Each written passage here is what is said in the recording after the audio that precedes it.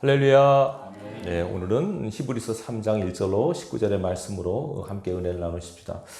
설교 제목은 예수를 깊이 생각하라 라는 1절의 말씀으로 제목을 잡았습니다.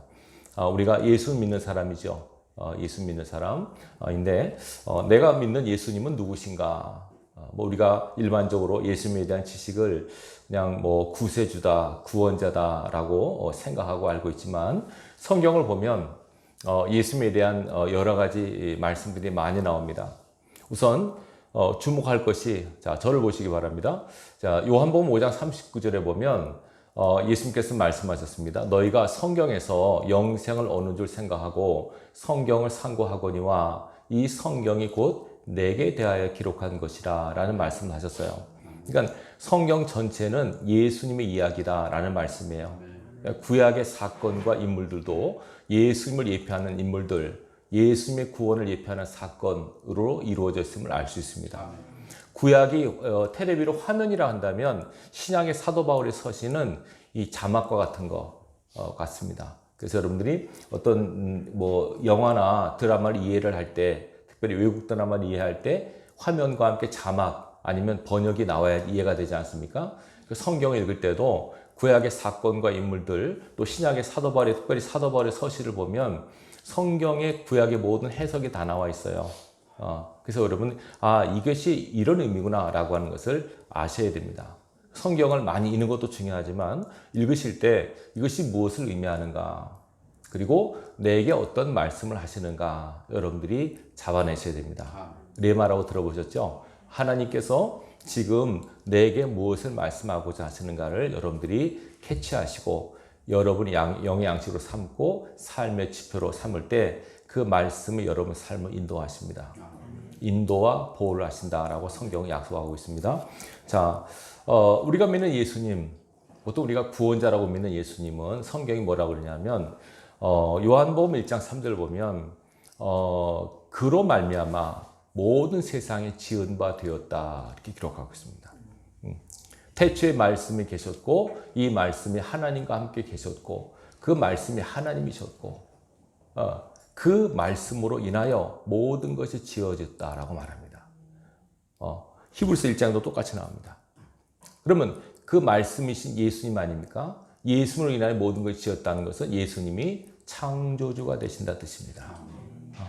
이거 굉장히 어려운 말씀이에요. 어떻게 당시 예수님을 봤던 사람들은 30살의 청년으로밖에 경우 안 하지 않습니까? 허름한 옷차림에 30살의 청년인데 그 청년이 하나님이시라고, 창조주시라고 우리 머리로는 이성으로는 납득이 되지 않습니다.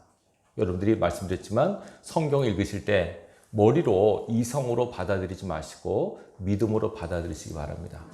믿음으로. 그냥 쉽게 말하면 하나님이 그렇다 하시면 그런 줄 알면 됩니다. 그냥 묻고 따지지 마시고 머리만 아픕니다, 여러분.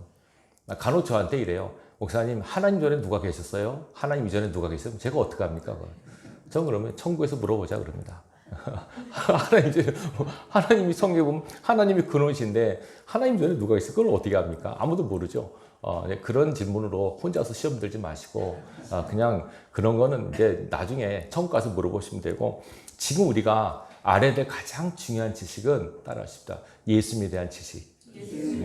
우리 지난주에 호세아 6장 말씀 나눴죠. 하나님께서는 우리가 하나님을 알기를 원하십니다. 여호와를 알자, 힘써 알자, 우리에게 독려하고 있죠. 자, 하나님이신 예수님을 알아가는 것이 여러분의 신앙의 남은 여정입니다. 교회를 학교로 제가 말씀드렸죠. 학교는 배우는 곳입니다. 무엇을 배울까요? 예수님을 배우는 겁니다. 예수님을 통해서 나를 알고 인생을 알아가는 것, 이것이 우리의 신앙의 여정입니다.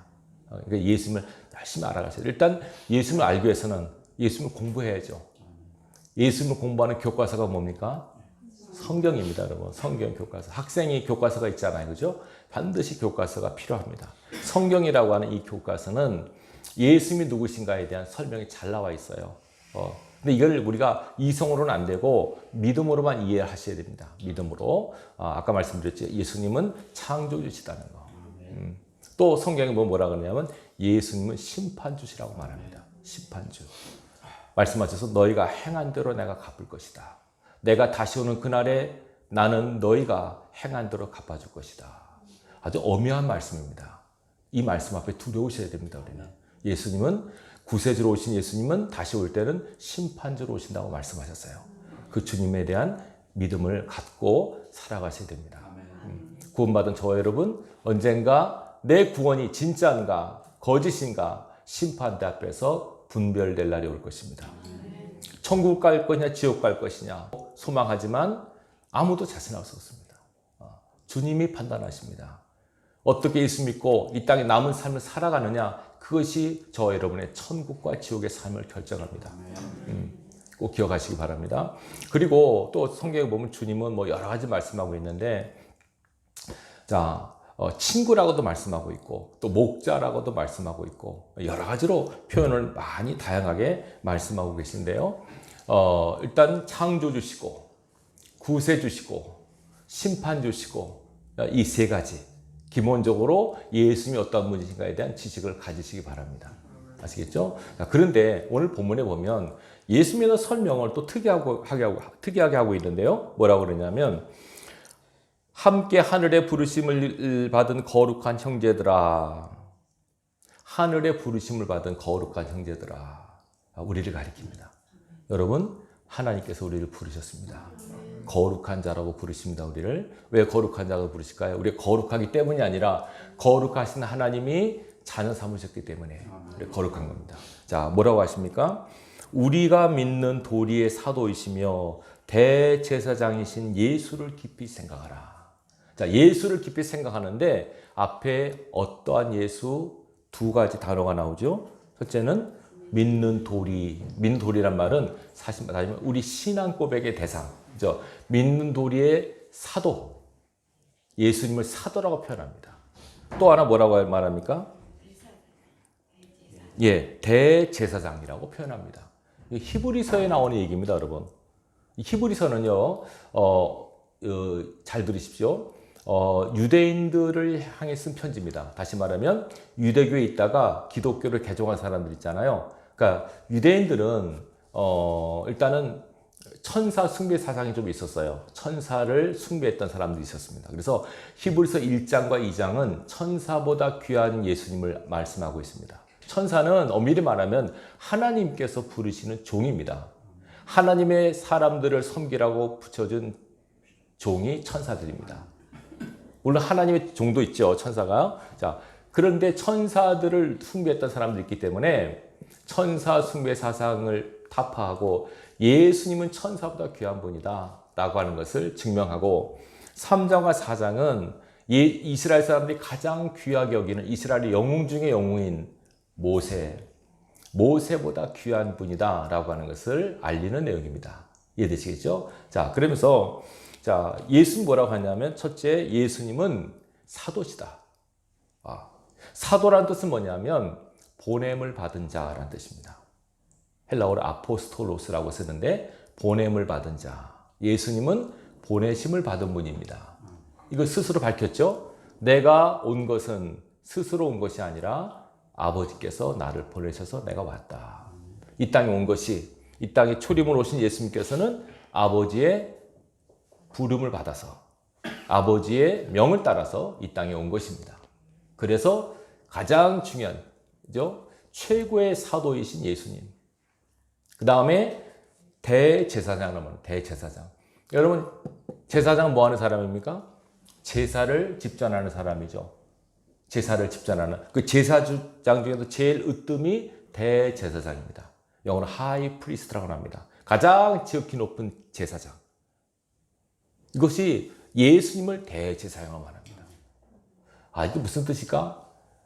제사를 드리신 제사를 집전하신 대제사장인데, 성경 뭐라고 그러냐면요. 예수님께서 십자가에서 돌아가신 것은 우리를 위한 제물이라고 말씀하고 있어요. 다시 말하면 화목제물. 그러니까 이걸 풀어서 말하면 예수님은 당신이 화목제물인 동시에 대제사장 되신 분이에요. 이 영적인 제사가 이루어진 장소가 십자가, 갈보리 언덕, 골고다, 거기가 영적으로 우리 모든 인류의 죄를 다 해결한 제사가 드려진 곳입니다. 굉장히 중요합니다, 여러분. 예수님의 십자가 사건은 가장 큰 영적 제사였음을 성경은 증언합니다. 구약에 보면 제사를 드릴 때 제물을 잡아서 죽이고 피를 빼잖아요. 그러듯이 예수님께서 십자가가 그 제단입니다. 거기서 피를 다 빼시고 고통 가운데 처절하게 우리의 죄를 다 지시고 거기서 돌아가셨습니다. 당신이 제물 되셨습니다. 근데 성경은 제물 되신 예수님이 대제사장이라고 말합니다. 이게 어떤 뜻이냐면 대제사장은 잘 들으세요. 그 백성과 하나님 사이를 연결해주는, 영적으로 연결해주는 자가 제사장입니다. 하나님과 우리와의 관계는 제사로 언약한 관계라고 시편에 말씀하고 있죠. 그러니까 제사를 반드시 드려야 됩니다. 제사 드릴 때 제사장이 집전을 합니다. 아시죠? 제사장이. 그 집전하는 제사장이 바로 예수님이란 겁니다. 그래서 우리 모든 죄를 다 해결하시는 그 제사를, 거룩한 제사를 단번에 드신 분이 예수 그리스도다. 이 얘기를 하고 있는 겁니다. 그러면서 예수님의 사역을 모세와 비교를 하죠. 3절에 2절에 나오죠. 그는 자기를 세우신 이에게 신실하시기를 모세가 하나님의 온 집에 산 것과 같이 하셨으니 그는 모세보다 더욱 영광을 받을 만한 것이 마치 집 지은 자가 그 집보다 더욱 존귀함 같으니라. 집 지은 이가 있으니 만물을 지으신 이는 하나님이시니라.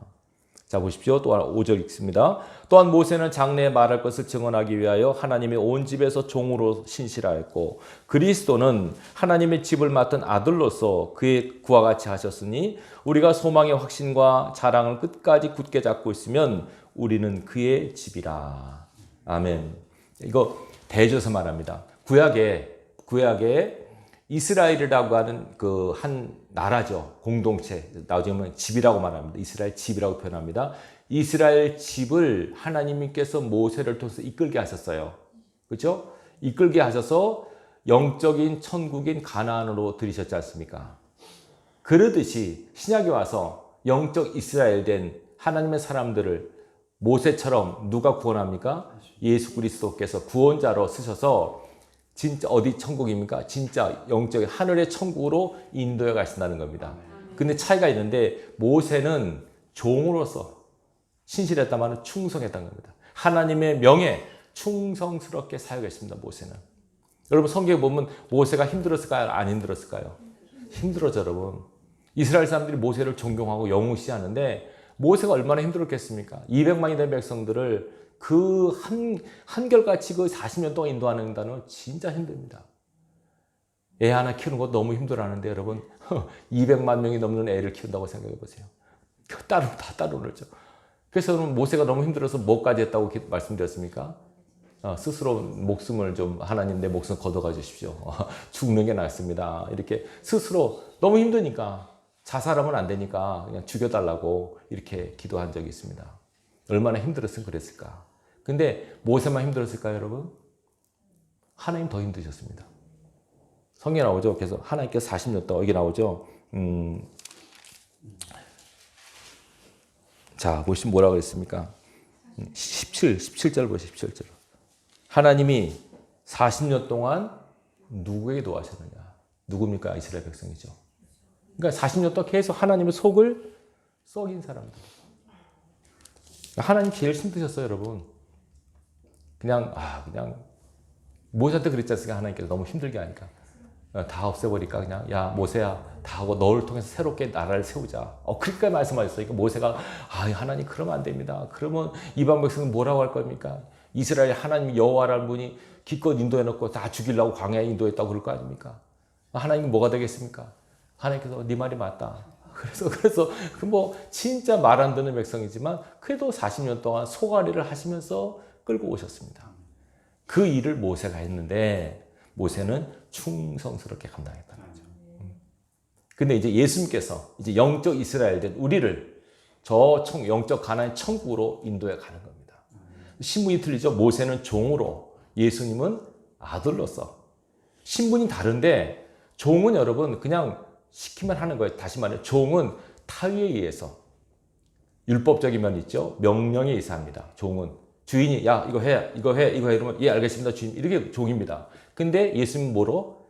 아들로. 아들은 명령하는 게 아닙니다. 아들은 상속자입니다, 여러분. 상속자 이거는 자원함으로. 아버지께서 원하는 걸 알고 아버지의 뜻을 받들어서 자원함으로 이 일을 하신 거죠. 모습은 똑같습니다. 충성됨으로. 모세도 신실함으로, 예수님도 신실함으로 이 일을 감당하셨다고 얘기를 합니다. 근데 문제는 뭐냐면 모세를 따랐던 이스라엘 백성, 또 예수님을 따르는 우리들, 모세의 그 이스라엘 백성 그 40년이 우리의 거울로 다가옵니다. 그들이 그 40년을 어떻게 지냈는가 하는 것을 오늘 우리에게 고발하고 있습니다. 뭐라고 얘기합니까? 자, 7절. 성령이 뭐라고 하시냐면 너희가 그의 음성을 듣거든 광야에서 시험하던 날에 거역하던 것 같이 너희 마음을 완고하게 하지 말라. 거기서 너희 열조가 나를 시험하여 증험하고 40년 동안 나의 행사를 보았느니라. 하나님을 시험하고 증험했다는 겁니다. 걔도 증거로 시험했다는 거죠. 보여달라 보여달라 이런 식으로 했다는 겁니다.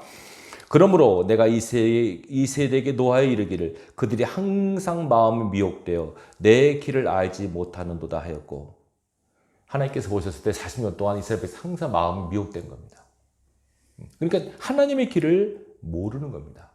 광야를 돌면서 하나님의 길, 하나님께서 예비하신 그 백성을 향하신 영광과 축복의 길을 그들이 못 본 겁니다. 하나님과 함께 하면서 이룰 수 있습니다, 여러분. 40년 동안 함께 했잖아요. 하나님께서 불기둥과 구름기둥으로 인도하셔서 하는데 하나님께서 뭐냐면 너희는 내 길을 알지 못했다고. 하나님 그 길을 인도하시는 하나님이신데 그 길을 그들이 알지 못한 겁니다. 왜? 마음이 미혹됐기 때문에. 마음이 미혹됐다는 것은 여러분 잘 들으세요. 하나님이 아닌 다른 것에 마음이 끌리는 걸 말해요. 먹고 사는 거, 그죠? 뭐 육체의 쾌락을 따라 사는 거, 세상의 풍습과 가치관과 세상의 이념을 따라 사는 거 다 영적으로 미혹된 마음이에요. 이 마음이 미혹되면 하나님의 길을 알 수가 없어요. 볼 수가 없어요. 눈이 가려져서. 하나님께서 탄식하지 않습니까? 항상 마음이 미혹됐다고 그들이. 부모가 자식을 키울 때 자식을 잘 되라고 가르치죠. 얘야 이렇게 해라 이렇게 해라. 그리고 뭐 학교 다니는 자녀에게 얘 공부 잘해 선생님 말씀 잘 들어. 근데 얘가 말을 안 해. 학교도 안 갈라 그러지. 학교에서 막 애들하고 싸우긴 하지. 공부는 안 하지. 이걸 보는 부모의 마음은 어떻겠습니까? 이걸 화우적에서 파버려 이걸. 다른 데 갖다 버려. 기가 막히죠 이거. 근데 어떻게 할 수가 없는 거죠. 같이 키우는 거죠. 이게 하나님 마음을 엄청 속성인 겁니다. 하나님께서 40년 동안 미혹됐다. 그래서 결국은 11절에 뭐라고 하면 내가 노하여 맹세한 바 같이 그들은 내 안식에 들어오지 못하리라 하였다 하셨느니라. 하나님이 예비하신 안식이 어디입니까? 가나안이죠. 영적인 가나안, 천국을 말합니다. 영적인 천국 가나안에 들어오지 못한다. 마음이 미혹된 백성들은, 하나님의 말씀에 귀를 기울이지 않는 백성들, 순종하지 않는 백성들은 결코 들어가지 못한다라고 분명히 못 받고 있습니다. 잘 들으세요 여러분. 예수 믿고 구원받아 교회 다니면 다 천국 가는 것이 아니에요. 지금부터 우리의 구원은 시작이에요. 우리는 이미 구원받아 시작되는 것이 아니고요. 물론 지금 여러분들이 예수 믿고 고백하면 천국 가죠. 근데 앞으로 살아나갈 시간 동안에 우리가 하나님의 속을 썩일 것인가? 아니면 하나님을 기쁘시게 할 것인가? 우리가 매 순간마다 생각하고 판단해서 하나님이 기뻐하는 쪽으로 선택하고 삶을 살아가셔야 됩니다. 이것이 우리의 거울입니다, 여러분. 그래서 경고하지 않습니까? 12절 뭐라고 합니까? 형제들아 너희는 삼가 홍 너희 중에 누가 믿지 아니하는 악한 마음을 품고 살아계신 하나님에게서 떨어질까 조심할 것이요. 이런 사람이 있다는 겁니다, 여러분. 이스라엘 백성이 그것 때문에 힘들었지 않습니까? 물이 없다, 먹을 게 없다 그러면 그 가운데 불평하는 무리가 꼭 뭐라 그럽니까? 불평 원망하면서 애굽으로 돌아가자. 모세를 비판하고 아론을 비판하고 하나님을 대적하고 이런 사람들이 있다는 겁니다, 여러분. 신앙하면서 조심하라고 경고합니다. 그러면서 뭐라고 하니까 13절 오직 오늘이라 일컫는 동안에 매일 피차 권면하여 너희 중에 누구든지 죄의 유혹으로 완고하게 되지 않도록 하라. 경고합니다. 매일매일 피차 뭐 하라고요? 권면하라. 피차. 서로 간에. 집사님 예수 잘 믿고 있지? 잘 서 있지? 그렇게 서로 권면하라. 아시겠죠? 서로 미혹의 유혹으로 완고하게 되지 않도록. 완고란 말이 뭘까요? 강팍함이죠. 굳어버린 마음입니다, 여러분. 여러분, 우리 마음이 굳어버리지 않도록 조심하십시오.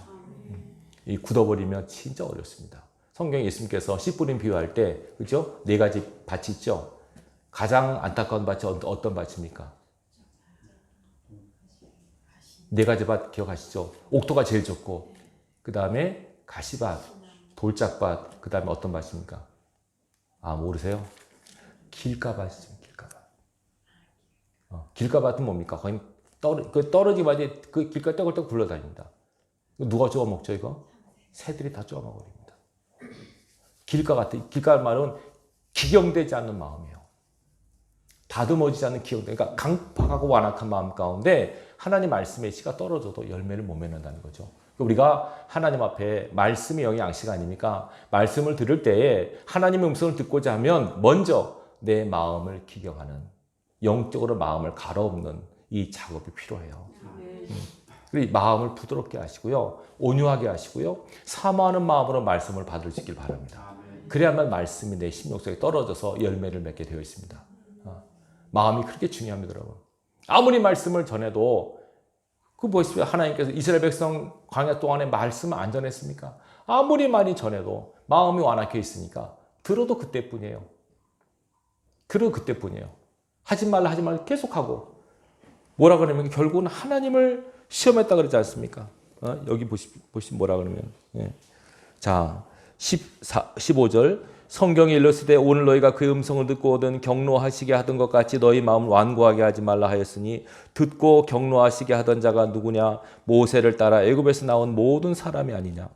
또 하나님이 40년 동안에 누구에게 노하셨느냐? 그들이 시체가 광야에 엎드러진 범죄한 자들에게가 아니냐? 또 하나님이 누구에게 맹세하사 그의 안식에 들어오지 못하리라 하셨느냐? 곧 순종하지 아니하던 자들에게가 아니냐? 이러보건대 그들이 믿지 아니함으로 능히 들어가지 못한 것이라. 아멘. 믿지 아니함으로 들어가지 못한 것이다. 자, 이거 오늘 우리가 예수 믿는 사람들이 마음속에 늘 새기셔야 됩니다. 일단은 저는 목회자로서 성도들이 다 천국 가도록 하는 책임과 의무가 있습니다. 저와 함께 했던 분들이 천국 가셔야 됩니다, 여러분. 여러분들이 좀 제가 때로는 여러분들이 듣기 싫은 말을 할 수도 있다는 것을 염두에 두십시오. 저는 여러분 사랑해서 그런 거지 여러분 미워서 그런 거 아닙니다.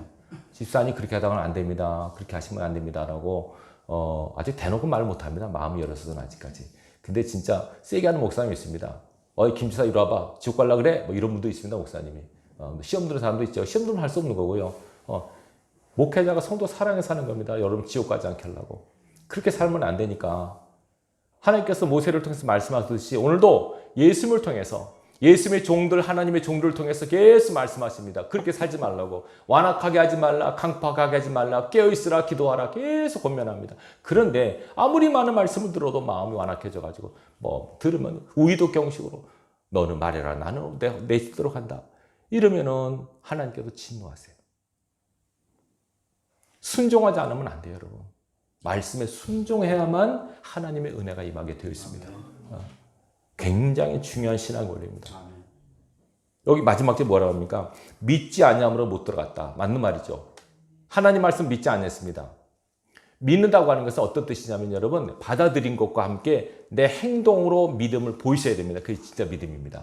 다시 말하면 믿음이란 말씀을 듣고 수용하고 수긍하고 인정하면서 내 삶으로 행동화돼야만 그것이 믿음입니다. 알겠습니다. 그게 믿음이 아닙니다, 여러분. 어떤 아버지에게 두 아들이 있었다고 그랬지 않습니까? 큰 아들에게 밭에 가서 일하라. 안 갈래요. 근데 갔어요. 둘째 아들은 일하라. 갈게요. 근데 안 갔어요. 누가 순종한 아들입니까? 그렇죠. 근데 가장 바람직한 건 뭡니까? 갈게요 하고 간 아들이죠. 네. 여러분 순종이라고 하는 믿음이라고 하는 것은 순종이 없으면 믿음이 아닙니다. 근데 많은 사람들이 난 믿어 하는데 입술의 고백이 또 중요하지만 삶에서 순종의 열매가 맺히지 않으면 순종이 아닙니다. 그러니까 우리가 많은 사람들이 이 순종을 잘 안 하려고 그럽니다. 왜 안 할까요? 믿음이 없을 때문에 안 한 거죠. 가장 방해가 어디 있을까요, 여러분? 내 속에 있습니다. 내 고집, 내 편견, 이 살아있는 자아, 이것이 하나님의 말씀을 순종하지 않게 하는 가장 중요한 방해물입니다. 그러니까 이 해법이 올까요? 나를 죽이는 것밖에 없습니다. 여러분 스스로 죽이셔야 됩니다. 아멘. 죄송한 말이지만 이거 죽어야 됩니다. 이거는 아멘. 철저하게 죽어야 됩니다. 못 박지 않으면은 하나님 말씀 순종 안 합니다. 뭐 하세요 그러면 고집 부리고 자기 생각하고 이론 따지고 뭐 이익 따지고 못 합니다. 순종. 그저 군인은 뭡니까? 군인 그냥 말씀 위에서 명령 떨어지면 하는 겁니다, 여러분. 군대 훈련 가 보시면 알겠지만 여러분 군대에 밤에 집합시킬까 안 시킬까요? 시킵니다. 한밤중에 자는데 팬티 입고 자다가 막 나팔분 다 나가서 옷 입고 나와도 막 훈련해야 됩니다. 아 자는데 왜 깨워요? 이럴 수 없습니다, 여러분. 어느 때나 대장의 명령이 떨어지면 딱 설 수 있는 자가 십자가의 군대입니다, 여러분. 바쁜데요, 피곤한데요, 시간 없는데요, 돈 없는데요, 이러면 핑계는 안 됩니다. 하나님의 그 핑계 대면 하나님께 쓸 수 없습니다. 말세에는 여러분 잘 들으세요. 지금 영적으로 어두운 시대가 다가오기 때문에 지금 하나님께서 하나님의 군대를 모으고 계십니다. 훈련시키고 계십니다, 여러분. 우리 교회는 그런 군인들입니다, 여러분. 예. 일당백의 군인들임을 기억하시기 바랍니다. 예. 그때 훈련을 강하게 받으셔야 돼요. 영적 훈련을 받지 않으면 군대로서 쓸 수 없습니다, 하나님. 병하고 장교하고 훈련 룰이 틀리고요. 강도가 틀려요. 틀립니다.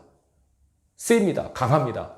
그러나 강한 훈련을 받을수록 강한 군대가 되고 하나님 나라에 유용하게 쓸 수 있습니다. 영적 싸움을 승리할 수 있습니다, 여러분. 이걸 여러분들이 잘 알고 하나님 말씀에 100% 순종하는 믿음으로 하나님을 기쁘시게 하시길 바랍니다. 하나님은 순종한 자를 기뻐하십니다, 여러분. 순종 안 하는 자를 싫어하십니다. 오늘 뭐라 그러니까 성경이 이렇게 나옵니다, 여러분. 잘 보세요. 오늘 9절에 보면 이렇게 나오죠. 거기서 너희 열조가 나를 시험하여 증험하고 하나님께서 뭐냐면 너희들이 나를 시험했어. 이스라엘 백성은 너희들이 40년 동안 나를 시험했어. 근데 신명기 8장에 보면 뭐라고 하는지 아십니까? 하나님께서 그 백성을 40년 동안 시험하셨다 나와요. 그들의 마음을 낮추는 시험을 하셨대요. 근데 하나님께서 뭐라고 하십니까? 아니야, 너희가 나를 시험했어. 학교에서 중간고사, 기말고사 시험을 보죠. 선생님이 시험 문제를 내요. 학생들을 시험 치려고 테스트하는 거죠. 근데 학생이 선생님을 시험을 쳐요. 공부에 몇 페이지도 이번 주 시험 범위 이거야. 애들이 코웃음 쳐요. 아니 나 안 할래요. 막 이렇게. 이전에 제가 고등학교 다닐 때요. 여러분들 아마 겪었을 거예요. 반마다 이렇게 시험을 보면 반 석차가 나와요. 그래서 이번에는 어느 반 1등, 어느 반이 꼴등 그러잖아요. 그러면 꼴등한 선생님 반은 아마 전 모르는데 교감 선생님한테 야단을 맞나 봐요. 그래서 꼴등하면 선생님 화가 이렇게 나가지고 이번 시험을 우리 반 꼴등했다고 다 일어나서 홀라고 막 그랬거든요. 우리 종아리 맞은 기억이 있어요. 그래서 미리 이제 선생님이 예고를 해요. 지난 중간고사 때 우리 반이 꼴등했으니까 이번에 꼴등하면 안 돼. 적어도 2, 3등은 해야 돼. 이러지 애들한테 합니다. 그리고 공부하라고 합니다. 근데 또 꼴등했어요. 선생님 이렇게 화가 나가지고 종례시 갔다 와가지고 다 일어나 책상에 앉아가지고 손 벌리고 무릎 맞고 손바닥 맞은 그런 기억이 있어요. 그냥 애들이 선생님 말을 우습게 하는 거예요. 선생님이 하라 그러면 안 하는 거예요. 아이 뭐 이렇게 하는 거예요. 얼마나 속이 상할까요, 선생님? 시험 문제 내는 선생님을 시험해요, 학생들이. 우습게 하려고 조롱하고 우리를 시험하시는, 우리를 연단하시는 하나님을 시험해요. 뭐라 합니까, 여러분? 9절에 그러잖아요. 나를 시험했다고요. 너희가 나를 시험해서 하나님을 시험을 받을 대상이 아니세요. 근데 감히 하나님의 백성이 하나님을 시험을 해요. 오늘도 여러분 하나님을 시험하는 사람이 많아요. 진짜예요. 하나님 시험해요. 정말 하나님 내가 뭐 이번에 뭐 교회 안 가도 뭐 아무 일 없겠죠. 뭐 11조 안 해도 아무 일 없겠죠. 하나님 시험하는 거예요. 하나님 시험 들지 알기 마세요, 여러분. 하나님도 여러분 때문에 시험 든다니까요. 정말이에요. 부모가 자식 키우다 시험 들어요. 이놈의 자식 이거 내가 어떻게 해. 막 그러면 시험 든다니까요. 분명 말하잖아요. 하나님 시험 들었다고 너희들 때문에 진노하세요. 그래서 참고 찾다가 진노하셔서 가난에 못 들어가게 막으시잖아요. 우리 교우입니다, 여러분. 예수 믿고 교회 출석하면 천국에 다 간 것이 아니라 그때부터 출발입니다. 그때부터 우리는 천국 가는 그날까지 영적인 거룩한 경주를 합니다. 표대를 향하여 말씀을 붙들고 말씀의 교과서를 따라서 한 걸음 한 걸음 주님이 가라고 하는 그 길로 걸어가시면 돼요. 이해가 안 되고 힘들고 어려워도 주님이 함께 하시면 내가 함께 할 거야. 어떤 일이 있어도 어떤 일이 벌어져도 두려워하지 말아라. 염려하지 말아라. 내가 너 함께 했다는 것만 기억해라. 하나님 이게 뭡니까? 이런 일이 벌어져도 그것 때 상황과 환경을 보지 말아라. 오직 나만 바라보라. 그래서 히브리서 12장에는 뭐라 합니까? 예수를 바라보자라고 하지 않습니까? 예수를 깊이 생각하셔야 됩니다. 오늘 본문에 예수님은 사도요 대제사장으로 말합니다. 이거는 어떤 의미냐면 우리가 그런 자가 되라는 뜻입니다. 우리도 사도입니다. 사도. 우리도 보내심을 받은 자입니다. 여러분. 아시겠습니까? 왜 하나님께서 이곳에 여러분을 보내셨습니까? 왜 제주도에 보내셨습니까? 왜 우리에게 보내셨습니까? 왜 그 사람과 만나게 하셨습니까? 하나님의 뜻이 있는 겁니다. 왜 보내셨을까요? 나가 너를 그리로 보내서 그 보내신 분의 뜻을 알고 그 자리에서 충성하면 됩니다. 네.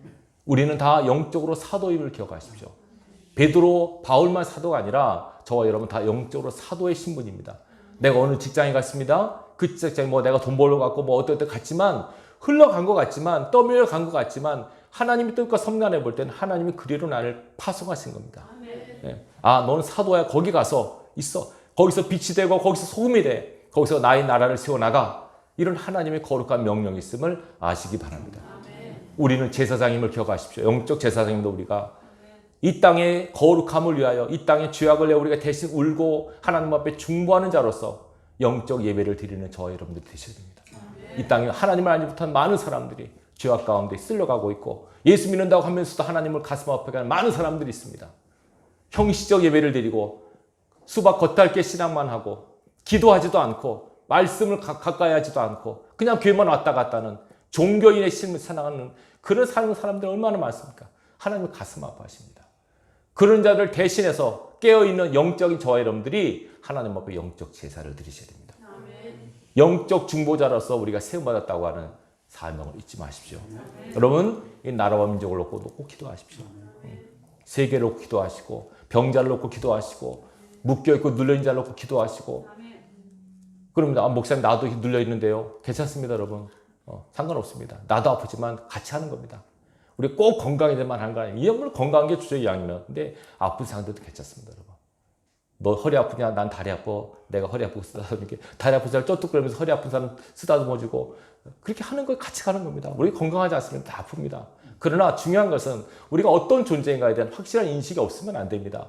영적인 여러분의 아이덴티티, 여러분의 신본, 여러분의 신원의 자리매김을 하지 않으면 하나님께서 쓸 수가 없습니다. 여러분. 나는 하나님의 거룩한 백성으로 부르심 받아서 나는 사도로 부르심 받았다. 나는 대제사장의 신분을 가졌다. 너희는 왕 같은 제사장이라고. 그 제사장의 신분을 가지고 거룩한 산제사를 드리는 것이 저와 여러분의 사명임을 기억하십시오. 꼭 중보하시기 바랍니다. 이 나라와 민족을 놓고 기도하시고 북한을 놓고 기도하시고 주관영으로 기도하시고 이 거룩한 기도의 사명을 해야만 하나님이 쓰시는 영적 제사장으로 불리워집니다. 주님께서 그렇게 하셨습니다. 주님이 그렇게 하셨기 때문에 우리도 해야 됩니다. 기억하시고 우리가 어떤 존재인가를 분명히 아시고 여러분들이 이번 이제 내일부터 시작된 새벽 기도는 딴 거 아닙니다. 예수님에 대한 말씀만 계속할 겁니다. 예수님에 대한 이야기만 할 건데 구약에 나타난 예수님 사건과 인물을 통해서 예수님께서 어떻게 드러나셨는가 어떤 분이 예수님을 상징하고 있는가 어떤 사건이 예수님의 구원의 사역을 얘기하는 것을 함께 나누고자 합니다. 사순절 기간입니다. 지금 사순절은 예수님을 묵상하는 기간입니다. 오직 예수 그리스도만 바라보시고 예수 그리스도만 깊이 생각하십시오. 또 예수님은 누구신가? 하나님이신 예수님이 누구신가? 구세 주시면서 창조 주시면서 심판 주신 예수님 누구신가? 아, 그분은 나의 친구가 되시고 나의 동역자가 되시고 나의 목자가 되시고 나의 신랑이 되시고 아, 그런 예수님, 그 예수님이 어떤 분인가를 아내에 따라서 여러분 신앙의 결이 달라지게 됩니다. 예수님을 여러분 진짜 사랑하셔야 됩니다. 여러분.